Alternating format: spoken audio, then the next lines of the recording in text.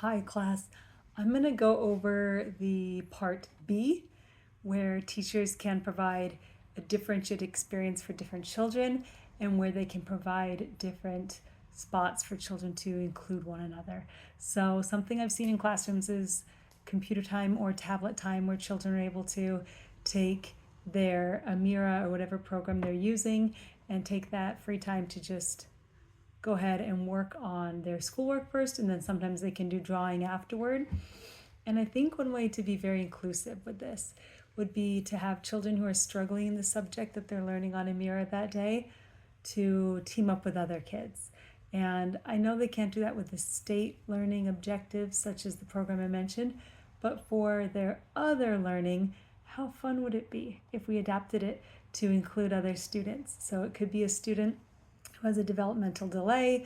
The teacher could, at the beginning of the instruction time, just ask, "Hi there, everybody. Here's what we're going to go over. We're going to use our tablets today and study this reading assignment. Who wants to teach it to a friend?" And have those kids raise their hand. And then those children who already know how to read can sit with the other students.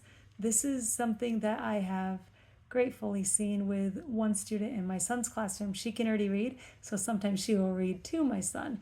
And I'm not sure if the teacher has instituted this or not.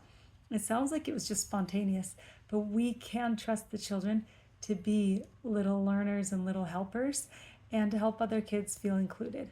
And for those who might have speech delays, they could also feel included by having the teacher do a little roundup and have one tablet, and then letting them be the one maybe to touch the screen where the word is or where the letters are so that they feel included. So one kid could be reading, the teacher or an older student, because some students truly are almost a whole year in advance to the younger ones.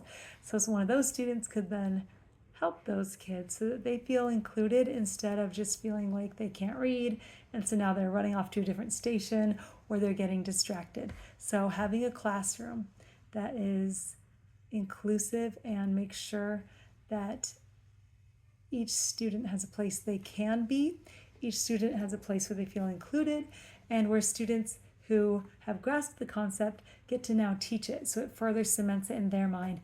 I feel like that's a good way to have a classroom that, as in the section B, talks about having a differentiated classroom experience. Thank you for listening, and I hope you are all having a great Easter weekend. Bye-bye.